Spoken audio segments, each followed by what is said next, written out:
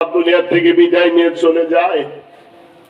আমার জনম দুঃখিনী মা, আমরা ছোট্ট ছোট্ট চারটা ভাই বোন কেমনে জীবন যাপন করবে আমাদের নিয়ে? আমার বাবার এত অর্থ সম্পদ নাই, ক্যাশ ক্যাপিটাল নাই। জনম দুঃখিনী মা আমাদেরকে লালন পালন করার কারণে পরার বাড়িতে গিয়ে ঝিগিরি করে কিছু খাবার নিয়ে আসতো।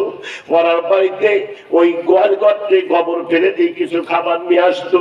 পরের বাড়ি ভাড়া ফেলে দিয়ে কিছু খাবার নিয়ে এসে আবার মা না খেয়ে ওই খাবার করে নিয়ে এসে আমাদের মতো সন্তানদের সঙ্গে করে অল্প অল্প করে ভাগাভাগি করে জীবন ধারণ করেছি। এমনি করতে করতে কিছুদিন যখন গত হয়ে গেল, একদিন আমার মা আমাদের খাইতে দিয়ে ডাক আমাকে বলে, বেটারে তোকে লেখাপড়া করে মানুষের মতো মানুষ হতে হবে। আমি মাকে ডাকতে বললাম, মা কোনদিন উদার পূরণ করে খানা কেমনে খায় আমরা জানি না, উদার পূরণ করে খানা কোনদিন খাইতে পারি না, আমাদের পেটে খাবার নাই, গরিবদের আবার লেখাপড়া। মা ডাকতে বলে, বেটা তোকে মানুষের মতো মানুষ হতে হবে, কারণ তুই উঁচু করে মাথা উঁচু করে সমাজে দাঁড়াবি। তোর জন্য পড়ার বাড়ি কাজ থেকে শুরু করে যদি ভিক্ষার ঝুলি নিয়ে বের হতে হয়, আমি জনম দুঃখীর মা তোর জন্য ভিক্ষার ঝুলি নিয়ে বের হয়ে যাব, তবু তোকে সমাজে মানুষের মতো মানুষ হতে হবে। জোরে জোরে কোন সুবহানাল্লাহ। হুজুর আমার বাবাকে প্রাইমারি স্কুলে ভর্তি করে দিল। আমি প্রাইমারি স্কুল পাস করে হাই স্কুলে ভর্তি হলাম। এমনি করতে করতে ক্লাস 9 উঠলাম, রেজিস্ট্রেশন হয়ে গেল। ক্লাস 10 ওঠার পরে একদিন আমার ওস্তাদ আমাকে ডাক দিয়ে বলে, বাবা আগামীকাল তোমাকে ফর্ম ফিল আপ করতে হবে, আর এই ফর্ম ফিল আপ করতে তোমাকে 350 টাকা দিতে হবে।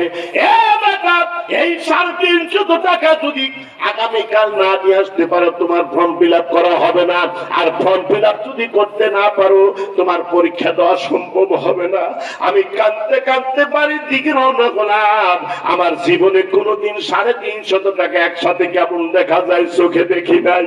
আমি কাঁদতে কাঁদতে যখন বাড়ির দিকে আসি, জনম দুঃখিনী মা বাড়ির উপর থেকে তাকায় দেখে আমি সন্তান কাঁদতে কাঁদতে বাড়ি যাই। মা বাড়ির থেকে দৌড়া নেমে এসে তারা আসল দিয়ে আমার চোখ মুছে দিয়ে বলে, বেটা তুমি কাঁদো কেন, কি হয়েছে? আমি মাকে জড়িয়ে তুই বললাম, মা আমি আগেই বলেছিলাম গরিবদের কোনদিন লেখাপড়া হয় না। মা গো আমার ওস্তাদ আজকে বলেছে আগামীকাল 350 টাকা না নিলে ফর্ম ফিল আপ করা হবে না, আর যদি ফর্ম ফিল আপ না হয় পরীক্ষা দেওয়া যাবে না। মা এতগুলো টাকা কোথায় পাবো? একসাথে 350 টাকা কেমন দেখা যায় কোনোদিন দেখি নাই। আমার জনম দুঃখিনী মা আমাকে বুকের সঙ্গে চড়া করে কালো গালে চুমা দেয়, কপালে চুমে দিয়ে বলে, বেটারে তুমি টাকার জন্য চিন্তা করো না, যখন আমি তোমার মা তোমাকে স্কুলে ভর্তি করে দিয়েছি লেখাপড়া করার জন্য, আমি তোমার মা তোমার জন্য সে ব্যবস্থাও করে রেখে দিয়েছি। জোরে জোরে বলুন সুবহানাল্লাহ। হুজুর আমাকে সঙ্গে করে নিয়ে মা বাড়িতে যায়। ওই ঘরের মধ্যে ঢুকে খুঁটির ভিতর থেকে 20 টাকা বের করে, ঘরের বেড়ার পাতার ভিতর থেকে 20 টাকা বের করে, ওই পোটলার ভিতর থেকে 50 টাকা বের করে। এমনি করে জায়গায় জায়গা থেকে টাকা বের করতে করতে করতে করতে আমার হাতে 350 টাকা উঠা দেয়। আমার ভাইয়েরা এই ছেলেটা কাঁদার পর হুজুর আমি সকালবেলা স্কুলে গেলাম, ফর্ম ফিল আপ করলাম। কিছুদিন পরে আমার পরীক্ষার দিন চলে আসলো। আমি পরীক্ষা দিলাম। পরীক্ষা দেওয়ার পরে আমার পরীক্ষার রেজাল্ট হয়ে গেল। আমার ফার্স্ট ডিভিশনে পাস করলাম। আমার রেজাল্ট যখন ভালো হয়েছে, আমি জনম দুঃখিনী মাকে জড়িয়ে ধরে পা জড়িয়ে ধরে কাঁদলাম আর বললাম, মা আমার জন্য পড়ার বাড়িতে তুমি বাড়াবানো, পড়ার বাড়িতে ঝিগিরি করো, আমার জন্য পড়ার বাড়িতে তুমি ওই গরুর গোয়াল থেকে গোবর ফেলে আমাদের জন্য খাবারের ব্যবস্থা করো, আর তোমাকে কাজ করতে দেব না। আমি লেখাপড়া যতটুকু করেছি মা, আমি একটা চাকরি করে তোমাদের ভরণ পোষণের দায়িত্ব আমি এবার কষ্ট করতে হবে না। হুজুর আমি এসএসসি পাস করার পরে চাকরির জন্য ঢাকাতে চলে আসলাম। আমি একটা কোম্পানিতে পরীক্ষা দিলাম। কিছুদিন পরেই যখন আমার পরীক্ষার অ্যাপয়েন্টমেন্ট লেটার চলে আসলো, চাকরির অ্যাপয়েন্টমেন্ট লেটার চলে আসলো, আমি পত্রখানা পাইয়া জনম দুঃখিনী মায়ের পায়ে জড়িয়ে ধরে চুমো দিয়ে বললাম, মা তোমার বেটা তোমার সন্তান চাকরি পেয়েছে, আর তোমাকে জিকিরি করা লাগবে না। হুজুর আমি ঢাকাতে চলে আসলাম। চাকরি করলাম, একদিন দুই দিন করতে করতে সপ্তাহ থেকে কেটে গেল, মাস কেটে গেল। আমার প্রথম বেতন যেই দিন উঠানোর জন্য চলে গেলাম, আমি মনে মনে চিন্তা করেছি আমার মা আমাদের লালন পালন করতে যায়, কোনোদিন নতুন একটা কাপড় পরতে পারে নাই, নতুন একটা পেটিকোট পরতে পারে নাই, নতুন একটা জামা কোনোদিন আমার গায়ে মায়ের গায়ে আমি দেখতে পাই নাই, একটা খাবার ভালো খাবার জনম দুঃখিনী মা খাইতে পারে নাই। আমি জনম দুঃখিনী মায়ের জন্য আমার প্রথম বেতনের টাকা দিয়ে আগে কাপড় ক্রয় করলাম, মায়ের জন্য একটা পেটিকোট বানাইলাম, জামা বানাইলাম।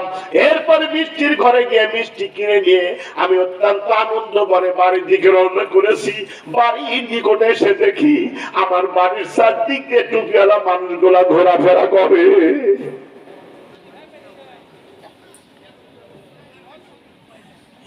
বাইরে আবার ছেলেটা কাঁদতে, হুজুর আমার বাড়ির চারদিক দিয়ে টুপিওয়ালা মানুষগুলা দেখে আমি অবাক হয়ে গেলাম, এত মানুষ কেন আমার বাড়ির পাশে? আমি এক পা দুই পা করতে পারি, উঠে যাচ্ছি, সব মানুষ আমার দিকে তাকাচ্ছে, কেউ কিছুই বলে না, একজন আর একজনের দিকে তাকাতাকি করে, কোনো কথা বলে না। এমন সময় আমার ছোট বোন কোহিনূর বাড়ির ভিতর থেকে বের হয়েছে, আমার দুইখানা পায়ের উপর উপর হয়ে পড়ে কান্দে আর বলে, ভাইজান তুমি গতকাল কেন বাড়িতে ফিরে এলে না? কতবার জনম দুঃখিনী মা তোমার কথা বলে কেঁদেছে। মা বলেছে, ব্যাটারে তোর চাকরি চাই না, টাকা চাই না, একবার সোনা মুখখানে জামাকে মা বলে টাকা আমার কলিজা ঠান্ডা হয়ে যাবে। একটা নজর দেখার জন্য মা কতই পাগলের মতো ছটফট করছে রে ভাই। হুজুর এমন সময় লক্ষ্য করে দেখি আমার বাড়ির ভিতর থেকে 4 পা পালকিখানা বের হয়ে আসে। আমি জিজ্ঞাসা করলাম এই পাখির মধ্যে কি রয়ে গেছে? এমন সময় মানুষজন ডাকতে বলে, তোমার জনম দুঃখিনী মা ছিল বিদায় নিয়ে বাড়ি থেকে চলে যাচ্ছে। ভাইজান ওই জনম দুঃখিনী মা শুধু মা বাবাই নয়, মা বাবা আমাদের বাড়ি একজন পাহারাদারও ছিলেন। যারা মা হারাইছে তারাই জানে মা কি জিনিস। মোহনপুর বাজার থেকে রাত্রি 10টা নয়, 9টা 8টা 9টার সময় যখন বাড়িতে আসে, দুনিয়ার সমস্ত মানুষ ঘুমে মগ্ন, কিন্তু জনম দুঃখিনী মায়ের চোখে ঘুম নাই। যত সময় পর্যন্ত সন্তান বাড়িতে না ফেরে সব মানুষ ঘুমে মগ্ন, কিন্তু জনম দুঃখিনী মা ঘুমায় নাই। বেটা কেন এত রাত্রি পর্যন্ত আমার বাড়িতে আসে না? জোরে জোরে কোন সুবহানাল্লাহ। ভাইয়া আমার ওই জনম দুঃখিনী মা, ওই জনম দুঃখী বাবা তাদের অন্ধকার কবরে ঘুমিয়ে পড়েছে। আল্লাহ রাসূল বলেন, যাদের বাপ মা আছে তার বাপ মার খেদমত করবে। আল্লাহ বলেন, আল্লাহুম্মা মা বাবার সঙ্গে নরম নরম কথা বলবে, মিষ্টি মিষ্টি কথা বলবে, এমন বাক্য উচ্চারণ করবে না উফি পর্যন্ত, উফি শব্দ উফ পর্যন্ত যেন শব্দ না হয়, এমন আচরণ মা বাবার সামনে কখনো করো না। তাদের সামনে নরম নরম কথা বলো, মিষ্টি মিষ্টি কথা বলো, মায়ের খেদমত করো। এক সাহাবা তারা কান্দার কয়, ইয়া রাসূলুল্লাহ, ইয়া হাবিবাল্লাহ, আমার মাও নাই, আমার বাবু নাই, যাদের বাপ মা জীবিত আছে তারা বাপ মার খেদমত করবে, কিন্তু আমার তোমার নাই, বাবা নাই, অন্ধকার কবরে চলে গেছে, হুজুর আমি কেমন আমার মা বাবার খেদমত করব? নবীজি বলেন, যাদের বাপ মা জীবিত নাই তারা মুসল্লায় বসে যায়, নামাজে বসে দুইখানা হাত মাবুদের দরবারে তুলে কাঁদবে, রব্বির হামহুমা কামা রাব্বায়ানি সগীরা। আল্লাহ শৈশব করে আমার মা বাবা যেমন আমাকে কোলে পিঠে করে মানুষ করেছে, বড় বানিয়েছে, আল্লাহ তেমনি করে আমার বাপ মাকে তোমার রহমতের কোলে প্রতিপালন করো। আল্লাহর বান্দারা যখন মা বাবার জন্য মুসল্লায় বসে আল্লাহর দরবারে কাঁদবে, সন্তানের দোয়ার বরকতে মা বাবার কবরখানা জান্নাতের বাগানে পরিণত করে দেয়। জোরে কোন সুবহানাল্লাহ। আল্লাহুম্মা আজকে পাশেই ঘুমিয়ে আছে সোনারা, মায়ের কথা মনে করে, বাবার কথা মনে করে 1000 2000 টাকা এক